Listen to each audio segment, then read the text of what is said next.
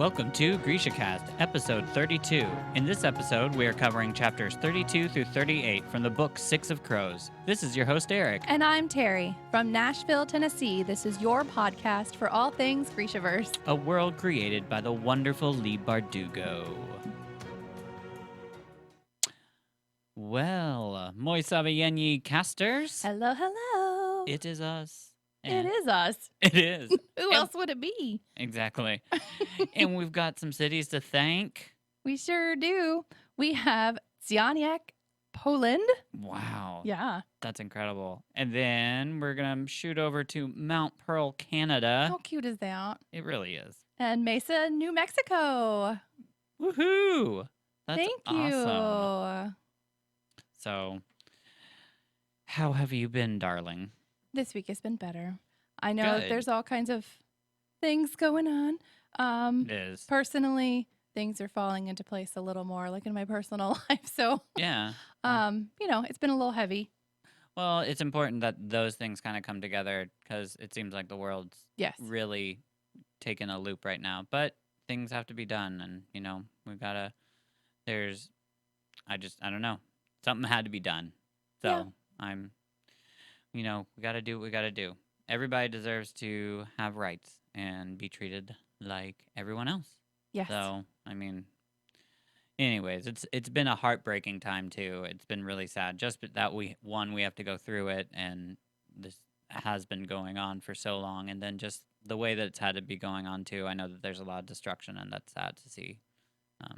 But it's revolutions are messy and necessary is what I've been saying for the past few weeks. and necessary is so important. It's so true because it really is, and it's a heartbreaking time right now.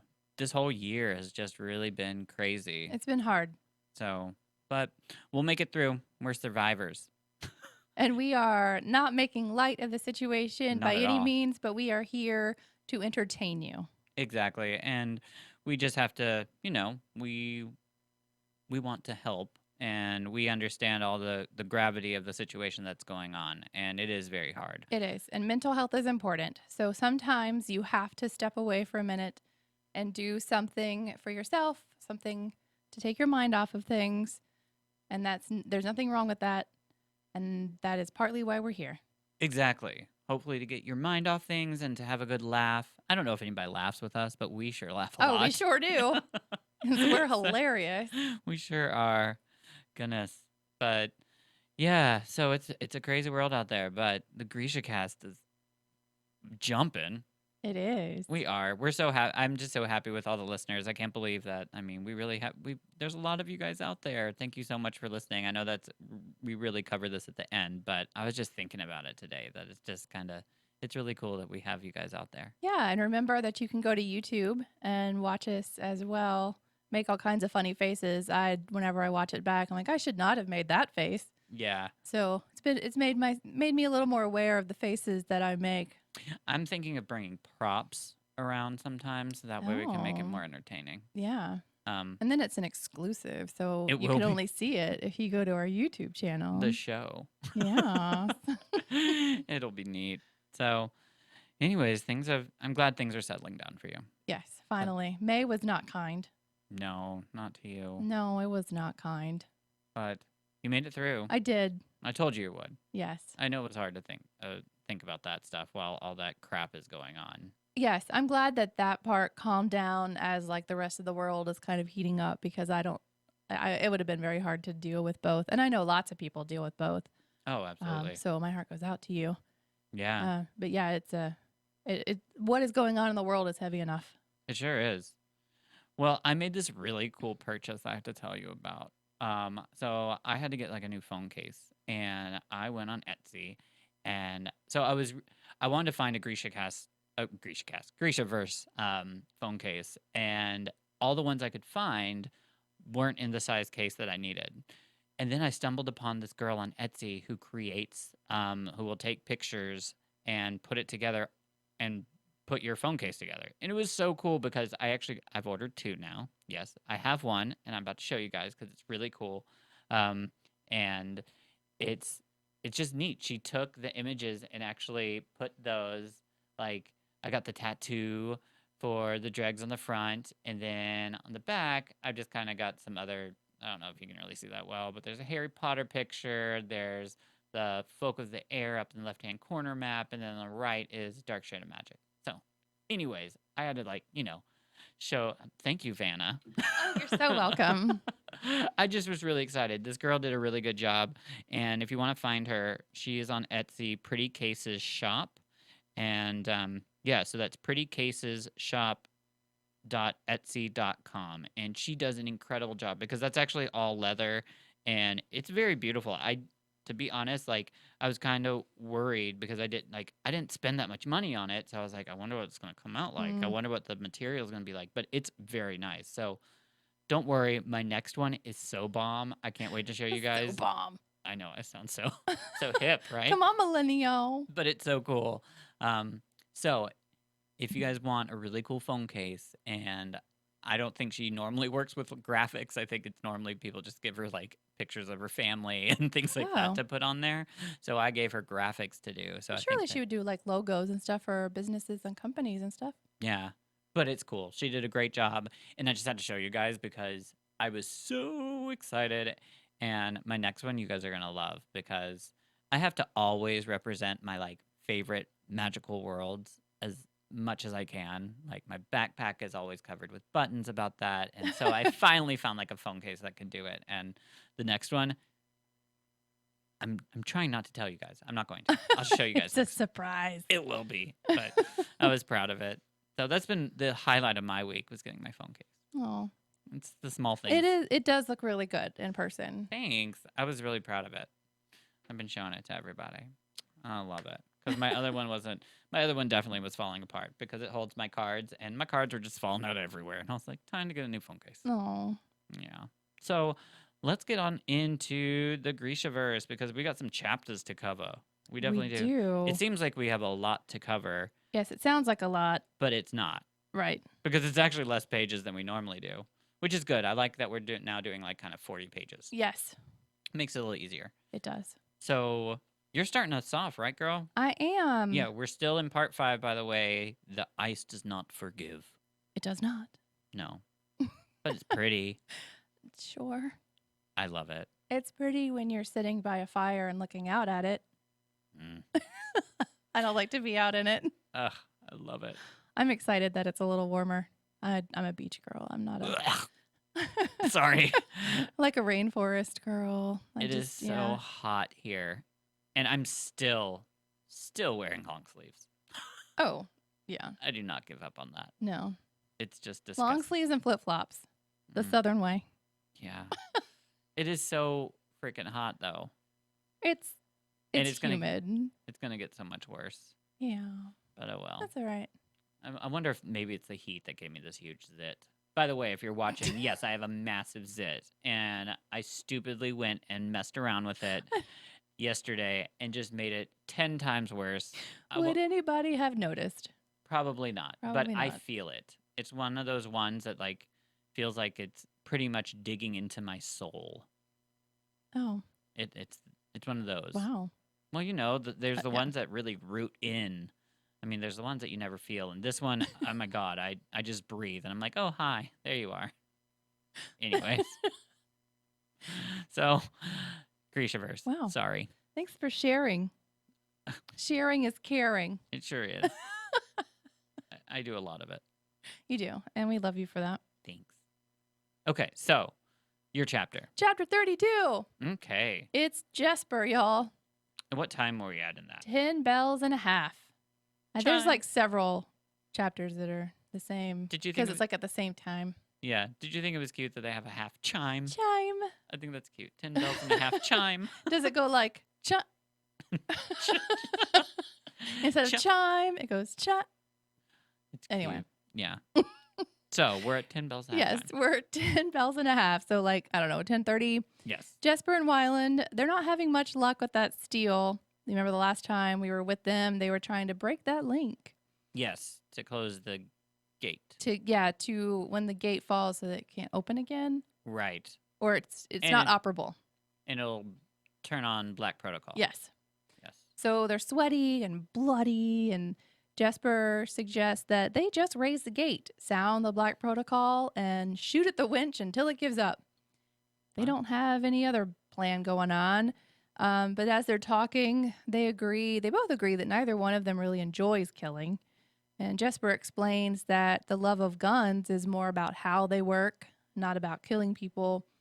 He had worked with a gunsmith in Novia Zim who knew he was a fabricator. Mm. So I had thought that, nobody knew and he completely kept it secret. Right. So at least this person knows, and they came up with, quote, crazy stuff. There's no telling what the hell. Pew, pew. Wyland admits he doesn't even like chemistry, that he prefers numbers and equations. And Jesper says, if only you could talk to girls and equations. And Wyland replies with just girls. Jesper's like, no, not just girls. And I feel like that was a fishing question from Jesper. Like, Yes. like girls, right? Just so that he could hear Wyland say, Just girls. I like boys too. Yes. Or, absolutely. yeah, I like boys. So, and anybody has to be like at this point wanting Jesper and yes. Wyland to get together. Oh, absolutely. Yes. They'd be so cute. They are super cute together. Aw. So they get into position and they start turning the winch. The gate starts going up, and of course the bells go crazy. They release the winch, letting the gate fall back down hard, but the link just doesn't break. Jesper decides he's just going to go all in and just hold onto the chain and hang from it. And Wyland just follows suit because there's nothing better to do. And they just hang there, like pulling themselves down with their strength. And Jesper looks at Wyland and is like, just sing to it. And then all of a sudden, snap, the link breaks and they both fall on the floor. Perfect. It worked. Jesper tells Wyland to deal with the winch while he covers him. He picks up his rifle and prepares for all hell to break loose. In chapter. Oh, wow. Yeah, and it does. So, chapter 33 is a Nej, and it's still 10 bell and a half chime. If we remember where a Nej was, a Nej just got separated from Nina. So, just a reminder. So, in this chapter, a Nej is waiting now with all the special people who need to be suspicious. The suspicious people who have to be checked out again. And they all are getting a little annoyed at how long this is taking. And the guard just keeps on saying the same thing over and over again. He sounds like a robot. He's just like, you know what? When the other guards are free, they will come and get you and take you back through the ring wall, and you'll be detained there until your identification has been cleared. Blah, blah, blah. So they're just annoyed because this one guard obviously has no clue what's going on, but he's just trying to give them some hope. But they're going to have to go through another identification check. So Inej then has had enough of it, and she decides to kind of confront the guard, demanding that, excuse me, demanding that she be taken to the gate now. And this is partly also because she's seeing how late it's getting. Mm-hmm. So, and she's kind of in a really weird situation. She doesn't really know what to do because this is definitely not part of the plan. Right. She's still supposed to be with Nina, and now she's separated. Every part of the plan has just gone wrong. Broken, yeah. So Nej is just, I think, also just trying to figure out how can I do this and also stay alive. Because, I mean, if she gets caught, they're going to find out who she is if they do another identification check. Mm-hmm. So, anyways, so as the guard is taking her, someone is screaming for it's just this really annoying sound in the background. Someone's screaming at the guard and Inej, and who is it? None other than the Tanta Haleen. Oh, she's so annoying. So the guard tries to calm Tanta Haleen by telling her that, you know what, your girl will be returned by the end of the night. Calm down. And then Tanta explains that Inej is not one of her girls, and she is not who everybody thinks she is. She's actually the right hand of Kaz Brecker, and she's Inej. So it kind of gets out. Inej and then Tanta have a few words, and here's a quote. "Where is my girl?" Inej looked down at the fingers digging into her flesh. For a brief second, every horror came back to her, and she truly was a wraith. A ghost taking flight from a body that had given her only pain. No, a body that had given her strength, a body that had carried her over the rooftops of Ketterdam, that had served her in battle, that had brought her up 6 stories in the dark of a soot-stained chimney. Inej seized Helene's wrist and twisted it hard to the right. Helene yelped, her knees buckling as the guard surged forward. End quote. Yes. So Inej then tells her that about her girl. She says, I threw her in the ice moat, and you know what? She's better off there than with you because you're horrible. Boom. Inej Yes. came into herself. She's just, yeah, she's doing it. Mic drop. So Helene then screams, saying that, like, if Inej is here, then Kaz has got to be here. So she's just trying to ruin everything, obviously. And at this moment, the bells of Black Protocol go off. So that creates some havoc. All the guards are going everywhere, and it just kind of gets crazy. And the guard that's with her heard everything that Tanta Helene was saying. So he kind of obviously assumes that this Black Protocol has something to do with possibly Inej and possibly the people she's with. So he's like, he starts questioning her, asking, who are you with and what is your target? Well, she refuses to answer. Of course. And the guards then announce that, you know what, the bridge is closed for tonight. No one's getting across there. And they start to drag Inej off. And while they are, Helene is just yelling how she knew Inej would wear her silks again. And Inej pretty much dreams of killing her. Just, you know what? She's just going to end it. So, but that's the end of that chapter. So, yeah. We move to chapter 34, Nina. 10 bells and a half again. So, same time, different perspective. Yeah. Remember, Nina is in her inappropriate attire. That's right. She got past the guard. So, she's out into the party, but she's dressed inappropriately. And she just saw Brum. Brum, yes. Yes. So she is, of course, freaking out, thinking that Brum is going to recognize her, even though she's masked her appearance the best she could. And she was thankful that it's a little dark, or that it was dark the last time that he saw her on the ship. Right. And she figured that her figure would help distract him with her figure. So they flirt back and forth. She decides to use this opportunity to learn whatever she can. So she pushes her luck a little bit, asking about Grisha and Parem. Seems safe as she's going along. He asks her if she'd like to see a real live Grisha. It's like a freak show. It's like a zoo. Would you like to see a real live Grisha? Come and ride the elephants. It's like the Tiger King. Would you like to see a tiger? We have meth. Lord. We have Parem and Grisha. Yes. Step right up. Wow. Get your tickets here. So she agrees to let him take her. On their little walk, she sees the sacred ash, which means they must be in the center of the island. Yeah. According to the drawings, she knows the treasury is straight ahead, but instead he turns left. They talk about the holiday a little bit, how Hrinkala celebrates the Driskella being inducted into the order through the same ceremony since Gel anointed the first of them. Mm.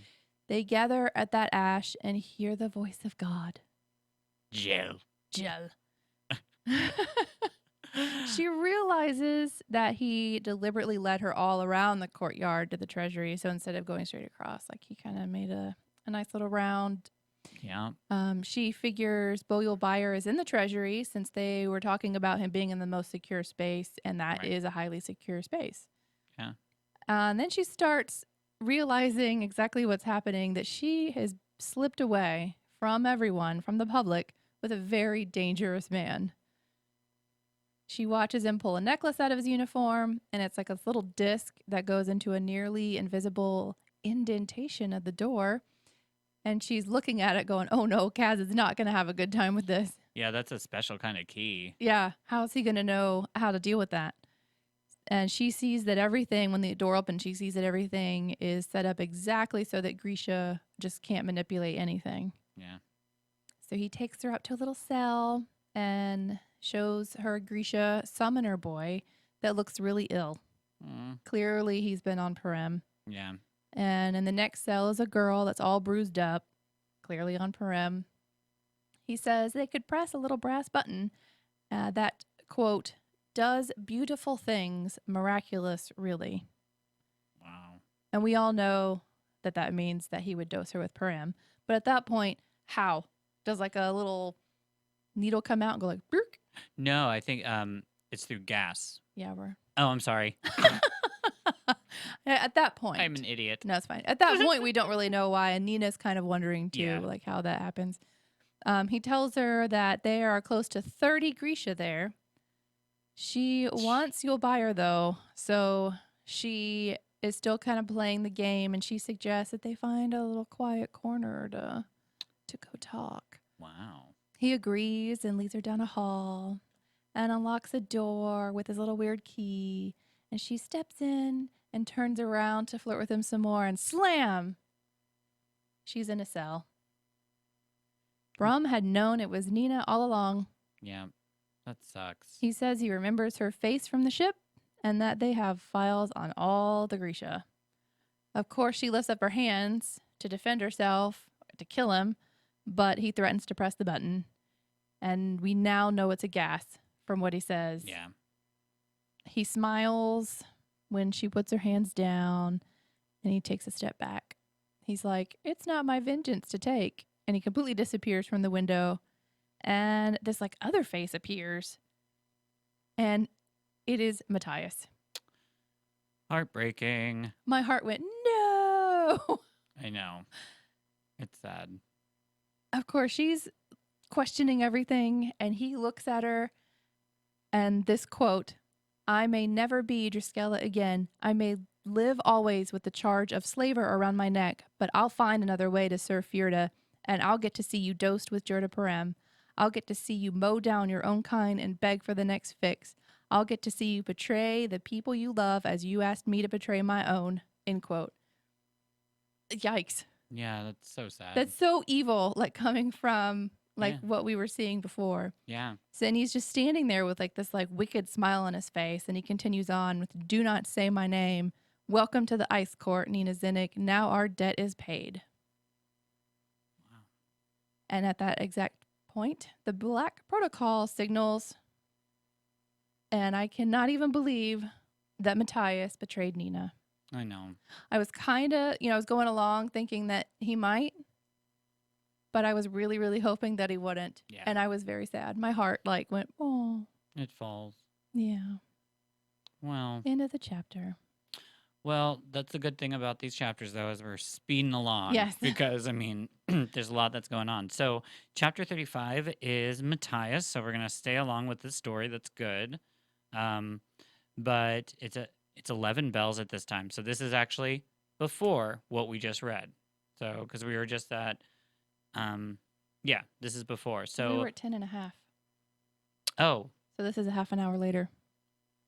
but that doesn't make sense. Maybe I've got the wrong time because we're going to start off with him talking to Brum.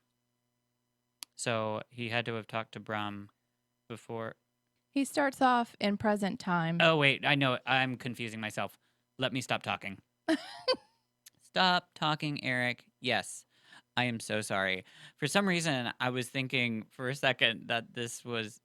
I can't even explain it to you without having to do the chapter first. So we'll just bleep that. Delete that, please. Yeah, that's not going to happen. Okay, so we're going to start off with our scene where Terry's going to be playing Brum and I will be playing Matthias. And it is 11 bells. Do not listen to me. I have no clue what I'm ever talking about. But it's going to be a great scene. So, you ready, girl? Of course. Okay, so curtain up.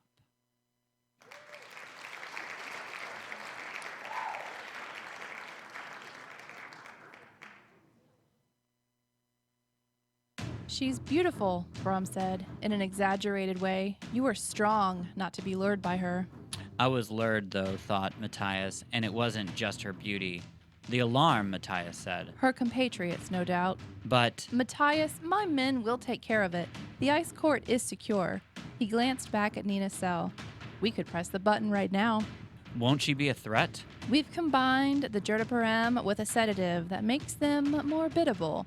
We're still working out the correct ratios, but we'll get there. Besides, by the second dose, the addiction does the work of controlling them. Not the first dose? Depends on the Grisha. How many times have you done this? Brum laughed. I haven't counted, but trust me, she'll be so desperate for more Jertaparam, she won't dare act against us. It's a remarkable transformation. I think you'll enjoy it. Matthias's stomach clenched. You've kept the scientist alive then? He's done his best to replicate the process of creating the drug, but it's a complicated thing. Some batches work, others are no better than dust. As long as he can be of service, he lives. Brum placed his hand on Matthias's shoulder, his harsh gaze softening. I can scarcely believe you're really here, alive, standing before me. I thought you were dead. I believe the same of you. When I saw you in that ballroom, I barely recognized you. Even in that uniform, you're so changed. I had to let the witch tailor me. Brum's revulsion was obvious. You allowed her to... Somehow, seeing that response in someone else made Matthias ashamed of the way he'd reacted to Nina. It had to be done, he said. I needed her to believe I was committed to her cause. Well, that's all over now, Matthias. You are finally safe and among your own kind. Brum frowned. Something is troubling you. Matthias looked into the cell next to Nina's, then another and another, moving down the hall as Brum followed. Some of the captive Grisha were agitated, pacing. Others had their faces pressed up against the glass. Others simply lay on the floor. You can't have known about Parem for more than a month. How long has this facility been here? I had it built almost 15 years ago with the blessing of the king and his council. Matthias drew up short. 15 years? Why? We needed someplace to put the Grisha after the trials. After? When Grisha are found guilty, they're sentenced to death. Brum shrugged. It's still a life sentence, just one a little longer in the making. We discovered long ago that the Grisha could prove a useful resource. A resource? You told me they were to be eradicated, that they were a blight on the natural world. And they are when they attempt to masquerade as men. They aren't capable of right thinking, of human morality. They are meant to be controlled. That's why you wanted Parem? Matthias asked incredulously. We have tried our own methods for years with limited success. But you've seen what Jurta Parem can do, what Grisha can do when it's in grit. A gun is not evil, nor is a blade. Jertaparam ensures obedience. It makes Grisha what they always were meant to be. A second army? Matthias asked, his voice thick with scorn. An army is made of soldiers. These creatures were born to be weapons. They were born to serve the soldiers of Gel. Brum squeezed his shoulder. Ah, Matthias, how I've missed you. Your faith was always so pure. I'm glad you're reluctant to embrace this measure, but this is our chance to strike a death blow. Do you know why Grisha are so hard to kill? Because they're not of this world. But they are very good at killing each other. They call it like calls to like. Wait until you see what all we've achieved, the weapons their fabricators have helped us develop. Matthias looked back down the hall. Nina Zenik spent a year in Kerch trying to bargain for my freedom. I'm not sure those are the actions of a monster. Can a viper lie still before it strikes? Can a wild dog lick your hand before it snaps at your neck? A Grisha may be capable of kindness, but that does not change her fundamental nature. Matthias considered this. He thought of Nina standing terrified in that cell as the door slammed shut.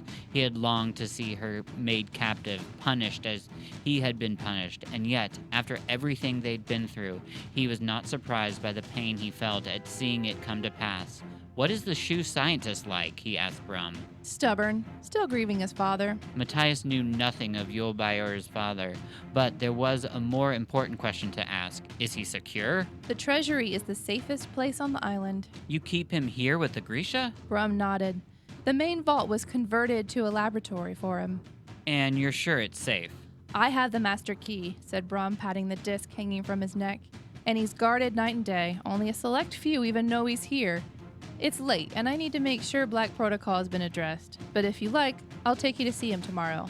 Brum placed his arm around Matthias. And tomorrow, we'll deal with your return and reinstatement. I still stand accused of slave trading. We'll get the girl to sign a statement recanting the slaving charges easily enough. Believe me, once she's had her first taste of Jurda Parem, she'll do anything you ask and more. There will be a hearing, but I swear you will wear Driskella colors again, Matthias. End scene. So there's a lot in that. Just because I think it was really cool to be able to see Matthias back with Brum. We've never seen them together. We've only heard about their Mm-hmm. interactions and how we also found out a lot Yes. there. We find out finally where Bayor actually is. So he's not in the treasury. Like, I mean, because He's in the main vault of the treasury. well, yeah. So he's in, yeah. That's what I meant. We found out exactly where he was. Sorry. But we find out so much about what they're doing to these Grisha, and it's totally against what Matthias, I think, ever even thought that the Druskella would do, because they're using literally the Grisha Yes. and using their powers. I think he was okay with the death because it was like they are sentenced, they die, move on. I think it's the torture that he's struggling with.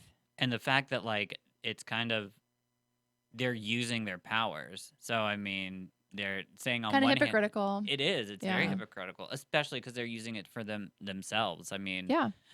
For their own gain. exactly. Building, like, I mean, obviously the ice court's been described as a place that had to have been Yeah. made by Grisha. Mhm. So, I mean, it's just, what crappy people. Yes.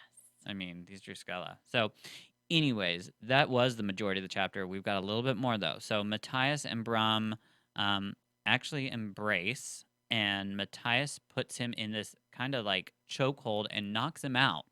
Comes out of nowhere. Shocker! Yeah, surprise. And that just gives us all hope, doesn't it? Because, okay, something's going on. So we learned that Matthias and Kaz actually saw Brum kind of stalking after Nina while they were in the ballroom. So they saw Nina like looking around, and who was behind her? But Brum was. So he was like trying to catch her, kind of like cat trying to catch a mouse. Obviously, Brum was trying to initiate his own plans, which we kind of saw take place. Matthias then followed Brum and pulled him aside to tell him the truth, but it's really just a sliver of the truth, not everything. He doesn't tell him exactly that Nina's got friends there, but he doesn't say she does or doesn't. He just pretends like he doesn't know. But he pretty much blames everything on Nina, making it seem like this whole thing is just Nina and that he doesn't know a lot of information. So we learned that. And then, best part, Matthias takes the key from Brum and locks him in one of the cells. So, yay. And he runs down the hall, and we know where he's going. Yeah, we do. So that's the end of that chapter. Oh. Moving on. Okay. Chapter 36. We are back with Jesper. We are at 11 bells, so it's the same time as the last chapter, but 30 minutes from the last time we were with Jesper. So Wyland gets the winch situated, and they run out and down the stairs. 6 guards like jump out. Jesper's like, "Whoa, Wyland, like we got to turn back." And Wyland is pointing out across the courtyard, and Jesper looks and realizes the guards weren't headed for them at all. Yep. They're focused on like these other people, and they're looking, and there are these people in olive uniforms, and the woman is walking through walls. They realize that they are tide makers, and because of these olive uniforms, they're Shu. Yes. So we did see before that there were Shu around outside. Yeah. So we figured that there was Shu still trying to get in, and they had their own agenda. So here we see that there are Shu tide makers. And, you know, I don't know if they're on Param or not. I imagine They so. have to, yeah. If they're going through walls and they're doing what they're about to do. Yeah. So the guards open fire, and the tide makers just vanish.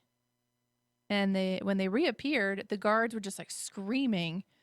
And they realize that there is this red mist that's kind of starting to form and get a little heavier in front of the guards. And that's their blood. Yeah, they're doing some crazy The stuff. tide makers are like a draining them. sponge, like draining the blood out of them into this mist, and it just grows and takes the form of the person in front of them until the person falls dead, and then it just splashes down in a blood puddle. Just Ew. taking all the life out of them. Also very imaginative. It is. I really get a good visual with that because you kind of like, It's gross, yeah. but like, wow, that's really imaginative and different. So, Mm-hmm. so Jesper realizes they need to get the heck out of there. Peace out. Nope. You ain't draining me. Peace. Nope. Sorry. So they turn to run back up the stairs, but it's too late. The shoe tide makers are right there in front of them. The woman pushes them down, and together the tide makers lift their hands, and the red mist starts to appear, and they're feeling a little funny, and they realize they're about to be drained. Yep. Wyland manages to tell Jesper to fabricate metal before he starts screaming. Do something. Fabricate metal! Jesper focused hard on all the metal on his clothing. Remember that he was working on that link that was Mhm. steel. So he's got these steel shavings just like all over him. And he concentrates hard and he just doesn't really know what he's doing, but he doesn't have any other options. Just thrusts his hand forward and all the metal together just flies to the tide makers. I think that's so cool. It is. The tide makers like try to disappear, but he drove the metal further into their skin. So he's actually like driving this metal through their skin towards their organs. Yeah, like that's so insane. It is. So they of course the tide makers are like screaming and they're on the ground begging for help, and Jesper just stops. He remembers seeing the Grisha trophy killings in the dining hall. Those little pieces Yeah. of kefta, and he starts feeling really guilty about killing his own kind. That's cool. So he has a moment, and Wyland snaps him out of that because they gotta go. Yeah, sorry. We'll think about that later, honey. We gotta go, y'all. So they climb up a rope to the roof, but he doesn't stop thinking about what he's done. Yeah. But Jesper also is like he's still just like, I mean, he's just starting to now accept the fact that he's a Grisha. And Yes. we've been entertaining the idea of wanting to pursue Go to it. Ravka and learn. And I think being there at the ice court and seeing those killings and everything else, I think it starts like, oh, there really is like this war against us. And Yeah. I think he starts accepting that that is a thing that he needs to stand up. Exactly. I mean, Nina is the way she is and stands up because, I mean, it's just you see everything that's going on and the way that they're treated, and like it's a different world. And they're in Fjorda right now too. So I Mhm. mean, they're in like danger. You in danger, girl. Run. So Run away. we're gonna move on into chapter 37, which is Nina, 11 bells, and a quarter chime. Quarter. Okay. So it's a It is. Matthias opens up Nina's cell. Hurrah! Yay! he did it. Yay! So this romance that we've all wanted is kind of coming to life right here. So she is very excited to see him. Obviously, it was very worried though that he was betraying her, and it seemed like that to all of us, and Mhm. it was just so heartbreaking. But here's this beautiful quote: "I have." I have been made to protect you. Only in death will I be kept from this oath. I was the vow of the Druskella to Fjorda, and now it was Matthias's promise to her." Oh, he's like, it's just so sweet. It really, end quote. Sorry. Yeah, it's awesome. So Matthias tells Nina that Bayor is in the vault of the treasury and that they must go get him, obviously. So Matthias tells Nina that he also left Kaz in the ballroom and that they're supposed to meet him back at the ash tree. So they make their way to the vault, but they don't find Bayor. But they find a young shoe boy who What? happens to be Bayor's son. Oh, so when we talked about his father, when Brum said his father, Yeah, here we go. he misses his father. So, and that's what we learn right now. Yul Bayor was actually killed a long time ago. His son tells him that the Druskella have his son in hopes that he can hopefully recreate what his father's work was. So that just really brings like a whole new light to this situation. They really don't have Jurda Parem. Like, I mean, they've got a kid that's trying Mm-hmm. to make it. So it's really, I mean, there's a problem, but also it's been fabricated a little bit too about Yes. how big of it, I don't know. But so, anyways, they've got the son who possibly he thinks he can, but isn't exactly sure. Some tests are better than the other. Nina is really conflicted because we've got to remember what was Nina and Matthias's plan? To kill him. Yep. And now they find this It little was to kill boy. Boyle Bayer. Yeah. Bayer. Boyer Bear. By yeah. Oh my gosh, I think I was saying you'll buy her. Well, yeah, the same thing. Anyways. I am Words. really tired. Um, I had to take a nap, by the way, before you got here. Well, good. Yeah. So if that makes all my listeners feel better. Anyways, so Nina's conflicted. She doesn't know whether to kill him or not because, I mean, obviously, I mean, Jirda Param can destroy all the Grisha in the world. Um, we find out that we don't have to keep calling him by or son anymore. His name actually is Kue, and he says he might be able to recreate his father's formula. Might. Matthias stops Nina and tells her that he is one of them now because Nina kind of gets on this path of, I think, leaning more towards, you got to kill ya. That's what our job is. Like, I mean, that's what I really got to protect my people. Mm-hmm. But Matthias obviously is like not going with the plan anymore because he sees this young boy, which I'm glad. I mean, come on, it's this young boy, and it's not even the person. Um, so we learn a little bit more. And Nina then asks Kue if he can destroy the lab, and Kue says yes. And all of a sudden, we find out that Kue actually is a Grisha. He's actually an Inferni. He actually can do the fire and all that stuff. So Kue says that his father was actually a Grisha as well, and his father's invention was actually made to try to help Kue hide his own powers. But Bo Yul Bayer was actually a fabricator. Dun dun dun. A lot of information at once. Yes. It's just boom. And then it's a whole swirl of questions because, the Fjordans and the Grisha Yeah, there's and so much and the going on. shoe and Yep. So they obviously they let Kue catch fire to the lab, and they're just like, okay, we're gonna bounce. We gotta get out of here. They also make sure that they're only catching fire to the lab because Nina and Matthias want to make sure that they don't kill the other Grisha Right. too that are Yeah. in there. When they get outside, they try to make it to the ash, but a guard stops them. And at that exact moment, boom, literally, an explosion happens. The Mm-hmm. lab has just blown up. The guard then asks them for their papers, and he's trying to figure out why they're there. And then, obviously, he ends up recognizing Matthias as a former Druskella. So the Druskella end up actually wrapping all three of them in this cable designed to stop Grisha from using their powers. It's got like spikes and things that like Yeah, it doesn't sound pleasant. yeah, it hurts. Like you move and it just kind of seems like it's Mm-hmm. stabbing you in your sides more. And um, Lars, who happens to be the name of this guard, keeps interrogating them as all of a sudden a familiar sound comes from the sacred ash. A pop, pop, pop. Nina hears it and she recognizes it as the same sound that she heard when they were trying to get into the ice court and when they were getting that tree to lay in the middle of the road. All of a sudden, this beautiful sacred ash tree just tips on over. She out. Timber. Yep, she's ready to take a nap. So it falls over, leaving this massive hole in the ground with the sound of rushing water from below.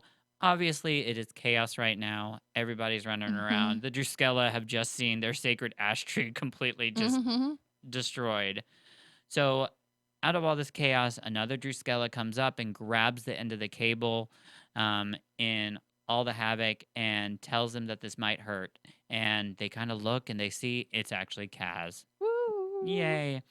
So, and this happens really fast. He tells them, do not crush the baleen before you hit the bottom.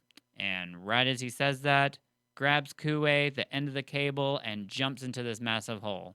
So, and just if you don't remember what the baleen is, it's that little pill that they bought, that Kaz got, that can help you breathe underwater for 10 minutes. Mm-hmm.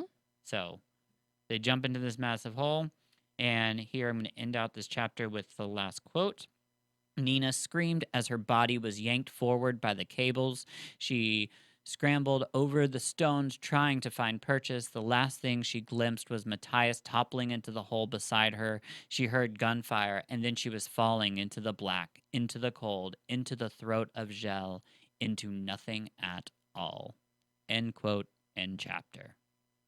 It's getting so exciting. Goodness. Okay, take it away, girl. It is chapter 38. Kaz, 11 3/4 chime. 3/4. 3/4. So Kaz had watched Nina and Brum, and he knew Matthias would remain faithful. Good for him. He watched his black protocol ring. The soldiers all left the ritual, and the guards spread out all over the island. Nina and Matthias were missing, though, so he starts to worry. He's thinking about heading to the treasury himself, but he finally spots them. He starts calling out to them, but he's like, hey, boom. Boom. The explosion hits, and that was not the plan. So he's like, oh boy, now I got to improvise. Yeah. He keeps mentioning this fall in his thoughts and how there would be no time to warn them. He mentions that Boyle Byers seems really young, suspiciously young, and hopes it's actually him and not some like random person they decide to like rescue. We know the truth, but Kaz is like, who the heck is this guy? So he just shoves the disc in the boy's mouth, grabs him in her mouth, and just plunges them all into the darkness. The river they fall into below was a lot more terrifying than he imagined. And he's still kind of pleased with himself, though, because he's like, yes, I was right. There was a water source under here, because he was wondering where all the fountains and moats and everything were getting their water from. He also knew that water, quote, had a voice, and that water was what Druskella would hear when they thought they were speaking to their god. I love that. So when they were talking to the ash and thought that they were talking to Gel, it was actually just the sound of water. Yeah, I love that. Yeah. I think it's kind of cool. So they're all just like tumbling through this river. No one has any idea what's going to happen. It's freezing cold. Kaz isn't even sure what's going to happen. Like his plan, he doesn't really have one at this point, which is like bizarre for Kaz. He just like took it. He had to improvise and just go. And he starts to think of Inej's hand on his cheek and how he hoped she would do it again. He remembers back further to being 14, robbing the bank with the crew. He had broken his leg during this bank robbery, dropping down from the roof. It didn't heal properly, and that's where the limp comes from. Ah. Yeah. So we finally find out that. Because that's always been in the back of my head. Yeah. Just like, why is he limping? Exactly. And he's such a he's such a cool person. Yes. So he had a fabricator make him a cool cane, and he used the limp and the cane as part of his identity. And that's a cool cane. Yes. I mean, come on. The quote is, he'd become Kaz Brecker, cripple and confidence man, bastard of the barrel, end quote. Bastard So of he the used, barrel. so he used it to his advantage, probably because, no one would assume much from him. Yeah. But he's still confident in what he's doing. It's kind of cool. Yeah, it is. Yeah. He also thinks about his gloves, which we know are because his flesh on flesh issue from the death of his brother. And he says it's the only weakness that he couldn't change into a strength. So we all have our things. Yeah. And that's his thing. That's the one thing that he never quite got over. And it's so cool that he is one of those people that sees that he can change a weakness into a strength. That's amazing. Yeah. So at this point, the baleen starts to disintegrate and water is starting to seep in around the edges. And he's thinking about hot cocoa with Jordy, signing the deed to the Crow Club, the first time he saw Inej, the time she was feeding crows when he felt like a little boy again with magic still in the world. So cute. he had told her not to feed the crows because they don't have manners. And she replies, "Neither do you," and laughed, which he said he wanted to bottle up and get drunk off of every night. Oh, So gosh. beautiful. It just touched my heart. He takes one last breath as the baleen is completely dissolving, and with everything he could have thought about, his thoughts go to Inej. Not his brother, not Pekka Rollins, not all the things that have been happening. He thinks only of Inej and how she has to be alive, and he has to stay alive in order to save her. So the last quote I have is at the end of this chapter. The ache in his lungs was unbearable. He needed to tell her what? That she was lovely and brave and better than anything he deserved. That he was twisted, crooked, wrong, but not so broken that he couldn't pull himself together into some semblance of a man for her. That without meaning to, he'd begun to lean on her, to look for her, to need her near. He needed to thank her for his new hat. The water pressed at his chest, demanding that he part his lips. "I won't," he swore. But in the end, Kaz opened his mouth and the water rushed in. End quote. End of the chapter. End of our reading. End of our part. Like, I mean, End that's... of the whole part. Yeah, so that is the end of that part, and we are next week entering the last part. We are at the very end of the Yes. book. There are going to only be 2 more episodes for this book, Yes. which is We are at the end. so we're going to be going into part 6 next week. Proper Thieves. That's exciting. That is exciting. What are you thinking? I want to ask you. You've never read this book before. Are you? Is it better than you thought it was going to be? Are you intrigued? Yes. I had a little difficulty in the beginning. Not Yes. really. Not that I had a hard time getting into it. I had a hard time understanding exactly what was happening because it was all the characters. But once you get used to who is who, then it starts moving, and you want to know what's going to happen next. It is. I'm so glad. I knew you would love it. Yes, so, I do. It does take a minute. I mean, having to like really understand 6 different characters, like, I mean, and really understanding them. It's not just knowing who they are. I mean, we really got to learn who they like. I mean, now we do, and it's just kind of, we know their backgrounds and So that concludes our reading. Yeah, so that means it is time, y'all, for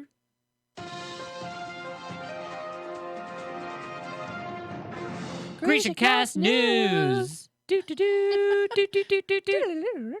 So we're just gonna do that every time. We don't have any.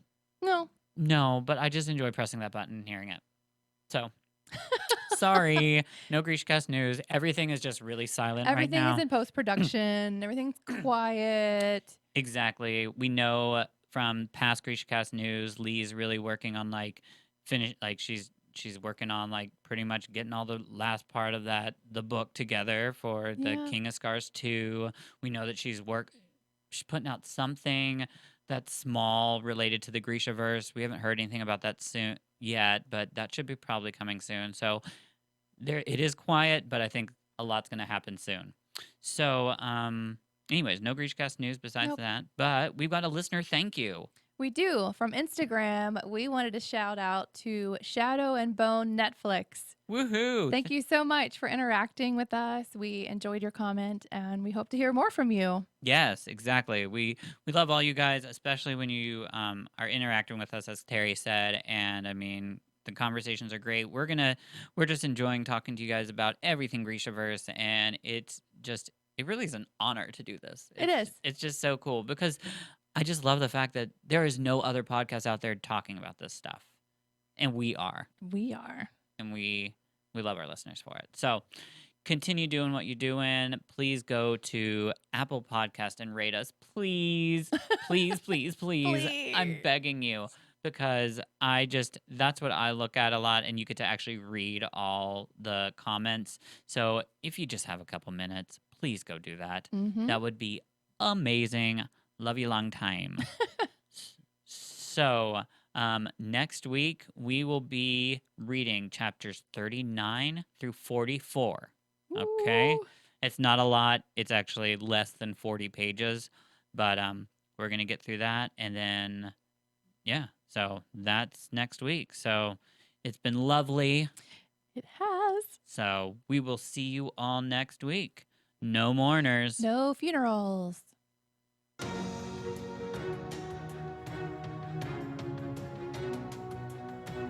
This has been GrishaCast. Connect with us on the web at GrishaCast.com. Send an email to info@GrishaCast.com. Follow us on Instagram at GrishaCast, YouTube at GrishaCast, Twitter at Grisha Podcast, and Facebook at GrishaCast.